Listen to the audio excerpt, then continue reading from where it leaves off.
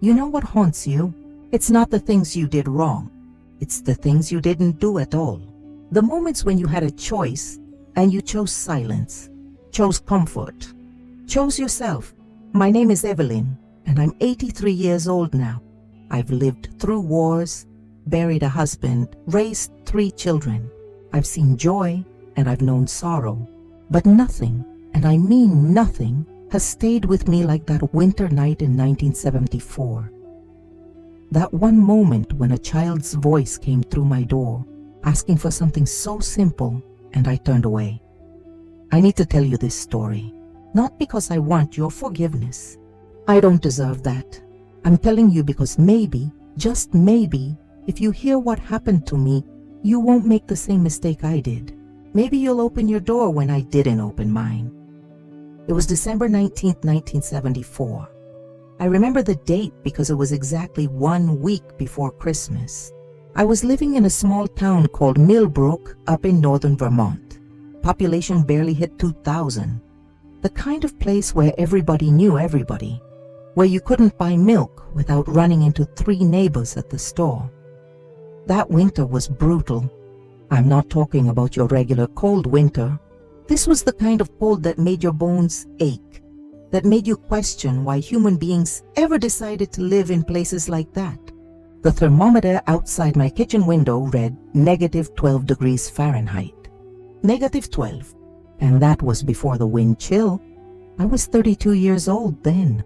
Young, you might think, but I felt ancient. My husband Robert had died just 3 months earlier, taken by a heart attack while he was out chopping wood. We'd only been married 8 years. I was still drowning in grief, still learning how to breathe without him.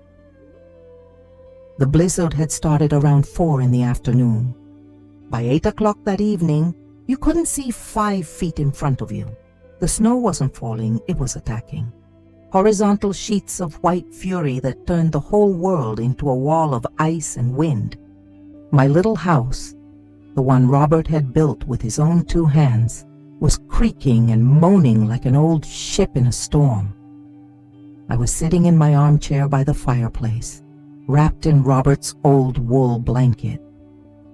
Some days I still expected him to walk through that door, stamping snow off his boots, complaining about the cold but grinning anyway, because that's just who Robert was. But that night, it was just me. Just me and the wind and the memories and the grief that felt like it was crushing my chest every single day.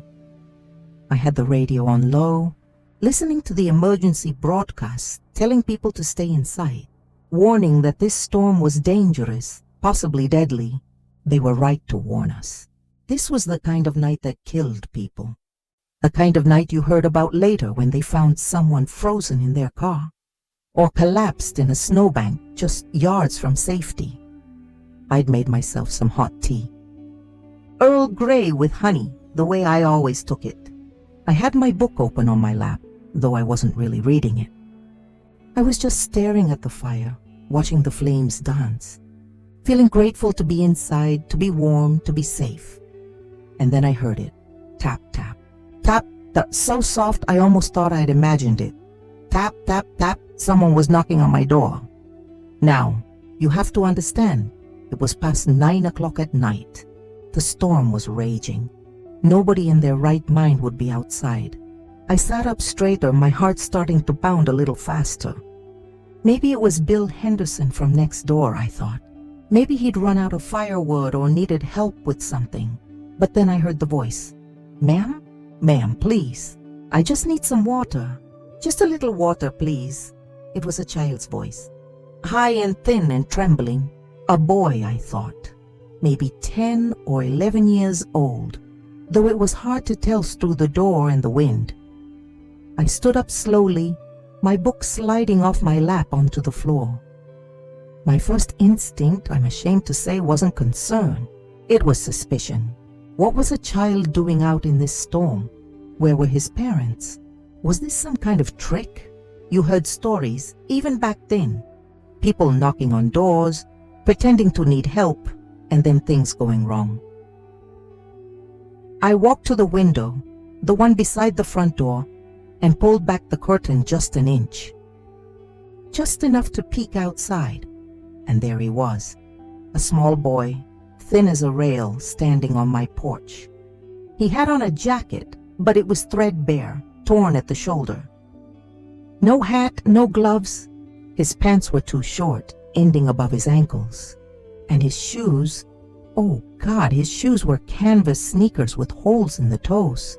In negative 12-degree weather, in a blizzard. He was shivering so hard I could see it even through the frosted window.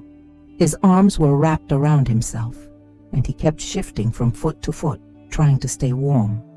His face was red from the cold, almost purple in places, and there were ice crystals forming in his dark hair. He knocked again, and this time his voice broke, like he was crying. "Please, Mom, I just need water, and maybe a blanket. Something to keep warm. I won't come in, I promise. I just need something, please." I stood there, my hand on the curtain, watching him. And you know what I felt? You know what emotion rose up inside me in that moment? Fear. And then annoyance. I was afraid because I was a young widow, alone in a house during a blizzard, and there was a stranger at my door. And I was annoyed because I was warm and comfortable and grieving, and now I had to deal with this. I'd have to open the door, let in the cold air, find a cup and a blanket, give this boy what he needed, and then what? Where would he go? Would I have to let him inside? Would I have to call someone? It was late. I was tired. I was broken from losing Robert, and I didn't have anything left to give. And then another thought crept in, darker and more insidious. This isn't your responsibility, Evelyn. This child has parents somewhere. Where are they? Why isn't someone taking care of him? This is their fault, not yours. You didn't ask for this. You can barely take care of yourself right now. You don't owe anyone anything. The boy knocked one more time, softer now, like he was losing hope. His voice was barely a whisper through the wind. "Please, I'm so cold. Just water and maybe something warm. Please." I let the curtain fall back into place. I walked back to my chair, picked up my book, sat down, and pulled the blanket tighter around my shoulders. I told myself he'd go somewhere else. There were other houses on the street. Surely he'd knock on another door. Someone else would help him. Someone stronger, someone who wasn't drowning in their own grief. Someone who wasn't a 32-year-old widow barely holding herself together. I turned up the radio a little to drown out the sound of the wind. I didn't hear any more knocking. I sat there for another hour, finishing my tea, half reading my book, and then I went to bed. The house was still groaning from the storm, but I was warm under my quilts, and eventually I fell asleep. The next morning, the storm had passed. The sun was out, glaring off the fresh snow so bright it hurt your eyes. Everything looked clean and white and peaceful, like the earth had been given a fresh start. I made my coffee and was about to sit down for breakfast when I heard the sirens. Police cars, an ambulance, right there on my street, just a few houses down. I put on my coat and boots and walked outside. Several neighbors were already gathered, standing in a cluster, talking in low, shocked voices. Nancy Peterson, Tom Williams, the Hendersons. "What happened?" I asked. Nancy turned to me, her face pale, her eyes red like she'd been crying. "Oh, Evelyn. Oh, it's terrible. They found a little boy. He was right there, between the Crawford house and the old tool shed. He's gone, honey." He froze to death. The world tilted. Everything went silent except for a ringing in my ears. "A boy?" I whispered. "What did he look like?" "Thin little thing," Tom said, shaking his head. "Couldn't have been more than 11 years old. Dark hair. Had on a torn jacket and sneakers. Can you believe it? Sneakers in this weather." They found him curled up like he was trying to stay warm. There was ice all over him. I couldn't breathe. I actually couldn't breathe. My chest felt like someone had wrapped steel bands around it and was tightening them, tighter and tighter. His name was Daniel, Nancy said, wiping her eyes. Daniel Morrison. He was from 2 towns over. Apparently he'd run away from a foster home, trying to walk to his grandmother's house. Poor baby was only about 6 miles away from her when the storm got too bad. They think he knocked on several doors looking for help before he collapsed. 6 miles. He'd walked 6 miles through a blizzard. Not 15. Thank God it wasn't 15. But 6 miles was still impossible for a child in that weather. And he'd been so close to his grandmother, so close to safety. Before I continue, I want you to do something for me. I want you to write in the comments where you're watching this from. What town, what state, what country. Because this story, what happened to Daniel, what happened to me, it's not just my story, it's a story about all of us. About the choices we make when we think no one's watching. So please, take a second. Tell me where you're from. Let's share this together. Daniel Morrison. That name burned itself into my brain. Daniel Morrison had stood on my porch. He'd knocked on my door. He'd asked me for water and a blanket. Just those simple things. And I had looked at him through that window, and I had walked away. I didn't tell anyone. How could I? What would I say? Oh, by the way, that little boy, he knocked on my door last night, and I didn't open it? They'd hate me. They'd be right to hate me. I hated myself. The police investigated, of course. They knocked on doors, asked if anyone had seen the boy, if anyone had heard anything. When they came to my house, I lied. I said I'd gone to bed early, hadn't heard a thing. The officer, a young man named Peters, he nodded and wrote something in his notebook and thanked me for my time. I closed the door and vomited in the kitchen sink.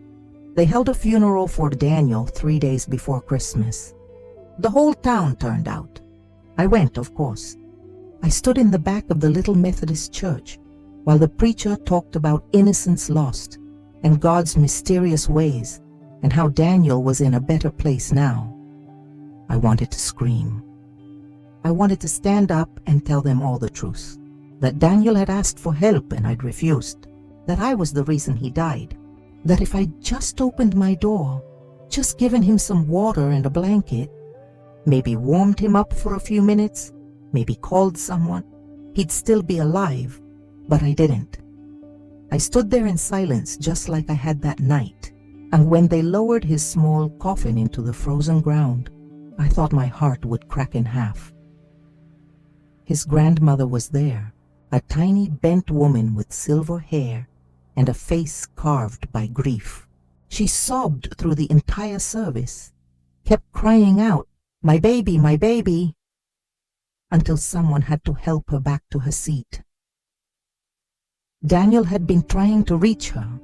His foster home had been 6 miles away, and he'd walked through a blizzard in the dark, in sneakers, trying to get to the one person who loved him. Trying to get to safety, and he'd almost made it. He'd got into my street, to my house, to my door. I kept thinking about the timing. If I'd opened that door, if I'd let him in for just 10 minutes, given him hot chocolate and wrapped him in blankets, called the police or his grandmother, he'd have survived. 10 minutes. That's all it would have taken. 10 minutes of my time, and a child would still be alive. But I'd been afraid. I'd been comfortable. I'd been selfish. For weeks after the funeral, I couldn't sleep. Every time I closed my eyes, I saw Daniel's face through that window, red and desperate and cold. I heard his voice, "Ma'am, please. I just need water and maybe a blanket." I'd sit up in bed at 2, 3 in the morning, sweating despite the winter cold, and I'd think about walking down to the police station and confessing. Telling them what I'd done, what I hadn't done. But what good would that do? It wouldn't bring Daniel back. It would just destroy what was left of my life. So I carried it alone. The guilt, the shame, the knowledge that I'd killed a child as surely as if I'd pushed him into the snow myself. Christmas came and went. I didn't put up a tree, didn't even turn on the lights. I just sat in my dark house, staring at the door, wishing I could go back, wishing I could change that one moment. The new year came, 1975. Life went on for everyone else. But for me, time had stopped on December 19th, 1974 at 9:17 p.m. when I let my curtain fall and walked away from my door. I thought about Robert constantly during those months. What would he have done? Robert, who once drove 20 miles in a snowstorm to help a stranger change a tire. Robert, who never passed a homeless person without stopping, without talking to them, without giving them something. Robert would have thrown that door open immediately. He would have wrapped Daniel in blankets, made him food, kept him safe until the storm passed. Robert would have been a decent human being. Unlike his widow, the guilt ate at me like a disease. I lost weight, stopped sleeping properly. I'd go through my days like a ghost, moving through the motions but not really living. People in town noticed. They thought I was still grieving for Robert, and I let them think that. It was easier than the truth, but by spring of 1975, I knew I couldn't go on like this. I was going to lose my mind or worse. I needed to tell someone, needed to confess, needed to share this crushing weight before it killed me. So one Sunday in April, I went to the Catholic church on the other side of town. Not the Methodist church where Daniel's funeral had been. I couldn't go back there. But the Catholic church had a confession booth, and I thought maybe if I told a priest, someone bound by the seal of confession, I could find some relief. Father Michael was the priest then, an older man, maybe in his 60s, with kind eyes and a gentle voice. I sat in that dark booth, my hands shaking, and I told him everything. About Daniel knocking on my door, about how I'd seen him through the window, seen how cold he was, heard him begging for water and a blanket, about how I'd walked away, about how they'd found him frozen the next morning. I cried so hard I could barely get the words out. When I finished, there was silence for a long moment. Then Father Michael spoke. "My child," he said softly, "you carry a heavy burden. What happened to that boy is a tragedy, and your choice not to help him was wrong. I won't pretend otherwise, but you know that already. You've been punishing yourself for months." "I deserve to be punished," I whispered. "I let a child die, perhaps," he said.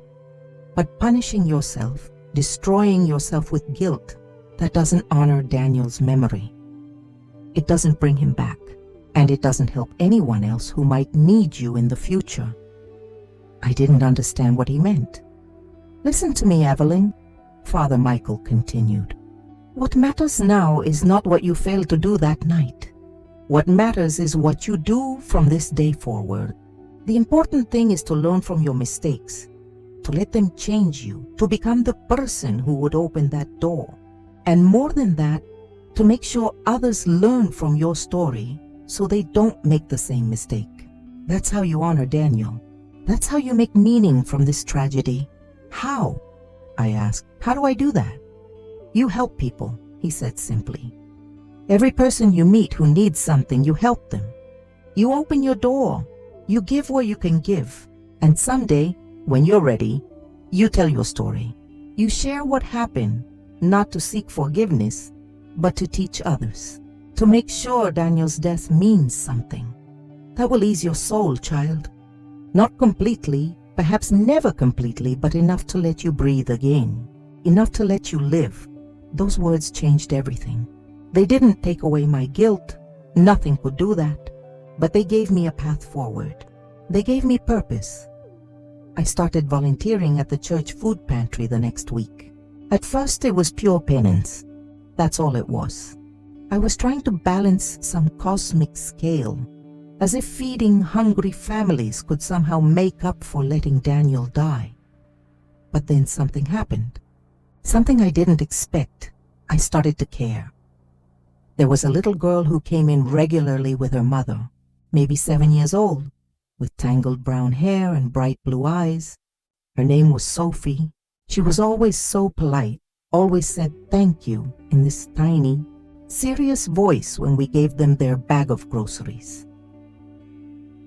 One Saturday in the fall of 1975, Sophie was wearing a thin jacket, and I noticed her shivering. It wasn't terribly cold yet, but cold enough that a child should have had something warmer. I went home and got one of the winter coats I'd been planning to donate anyway. A nice thick one, red with a fur-lined hood. The next week, when Sophie and her mother came in, I gave it to her. You should have seen her face. She lit up like I'd given her the greatest treasure in the world. She hugged that coat to her chest and looked up at me with those big blue eyes and said, "Is this really for me?" "Yes, sweetheart," I told her. "It's yours." She put it on immediately, even though we were inside. She was so happy she was practically bouncing, and her mother, tears in her eyes, thanked me over and over again. As I watched them leave, Sophie skipping along in her new red coat, something shifted inside me. It wasn't redemption. I didn't deserve that. But it was a moment of light in the darkness. For the first time since that December night in 1974, I felt like maybe I wasn't completely useless. Maybe I could still do something good in this world. I started volunteering more, not just at the food pantry, but at the homeless shelter that opened in town in 1978. I'd serve meals on weekends, help sort donations, sit and talk with people who just needed someone to listen to them. And I paid attention. I really looked at the people who came through those doors. The veterans who'd fallen on hard times. The single mothers working 3 jobs but still not making enough to feed their kids.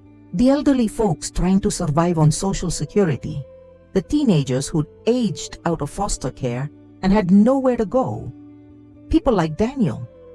Years passed. 1 year became 5, 5 became 10, 10 became 20. I kept volunteering. I kept helping. And with every person I helped, I thought of Daniel. Every coat I gave away, every meal I served, every kind word I offered, I did it for the boy I'd failed. There was one boy in the early 90s, must have been about 16, who reminded me so much of Daniel it hurt to look at him. His name was Marcus. He'd been living on the streets for 8 months after his parents kicked him out. Thin, quiet, with Daniel's same dark hair and desperate eyes. I made sure Marcus got extra food whenever he came in. I talked to him, learned his story, helped him find resources. Eventually, I connected him with a program that helped homeless youth get their GEDs and job training.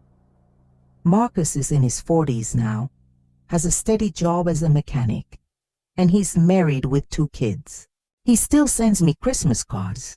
In every card, he writes, "Thank you for seeing me when I was invisible." Every person I helped, I thought of Daniel. But here's the thing about guilt. It doesn't go away. Not really. You learn to live with it. You try to make amends. But it never leaves. It becomes part of you, like a scar that aches when the weather changes. I'm 83 years old now. It's August 2025 as I'm telling you this story. I've been volunteering for 50 years. I've helped thousands of people. I've handed out enough meals to feed a small army. I've given away coats and blankets and shoes and food, and sometimes just a listening ear to people who felt invisible. And every single time, every time I look into the eyes of someone in need, I see Daniel. I hear his voice. "Ma'am, please. I just need water and maybe a blanket." And now, finally, after all these years, I say yes. I say yes every time. I open the door. You might be wondering why I'm telling you this now, why I'm confessing after keeping this secret for 50 years, after only telling Father Michael all those decades ago. Maybe it's because I'm old and I don't have much time left. Maybe it's because I'm tired of carrying this mostly alone. Or maybe it's because I need you to understand something. We all have moments like mine, moments when someone needs help and we have the power to give it. Maybe it's a homeless person asking for change. Maybe it's a coworker struggling with something and needing someone to listen. Maybe it's a neighbor you know is having a hard time. and you keep meaning to check on them, but you never do. Maybe it's a child knocking on your door in a blizzard. We tell ourselves the same things I told myself that night. We're tired. We're busy. We're dealing with our own problems. It's not our responsibility. Someone else will help. We can't save everyone. And all of that might be true. But it's also true that sometimes, just sometimes, you are the only one. You are the last chance. And if you walk away, if you let that curtain fall, if you choose your comfort over someone else's survival, you'll carry it forever. I think about Daniel every single day. Every morning when I wake up, his face is the first thing I see. Every night before I sleep, I whisper an apology into the darkness, knowing he'll never hear it. I can't change what I did. I can't bring him back. I can't make it right, but I can tell you this. If someone knocks on your door, open it. If someone asks for help, give it. Don't think about the inconvenience or the time or the discomfort. Don't worry about whether they deserve it or whether someone else might help them instead. Just open the door, because I promise you, you don't want to live with what I live with. You don't want to spend 50 years wondering what would have happened if you'd just been a little braver, a little kinder, a little more human. Daniel Morrison was 11 years old when he died on December 19th, 1974. He liked baseball and drawing pictures of dinosaurs. His favorite color was green. He wanted to be a paleontologist when he grew up.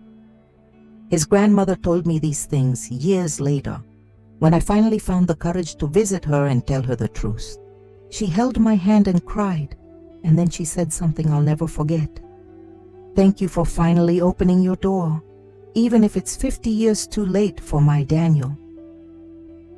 He never got the chance to grow up, to become that paleontologist, to have a family, to live, because I didn't open my door. I can't tell you how to live your life. I can't tell you what choices to make. But I can tell you this, when that moment comes, and it will come, when someone needs you and you have the power to help them, please, I'm begging you, be better than I was. Open the door. Some doors only open once. Some chances never come again.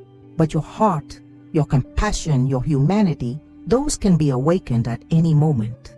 It's never too late to start being the person you wish you'd been. It's too late for me to help Daniel, but it's not too late for you to help the next person who needs you. Don't make my mistake. Don't let the curtain fall. Open the door. My name is Evelyn. I'm 83 years old, and it's August 2025, and I'm telling you this story so that maybe, just maybe, you won't have to spend the rest of your life whispering apologies into the darkness like I do. Thank you for listening. Thank you for being here. And please, when your moment comes, remember Daniel. Remember me and open the door.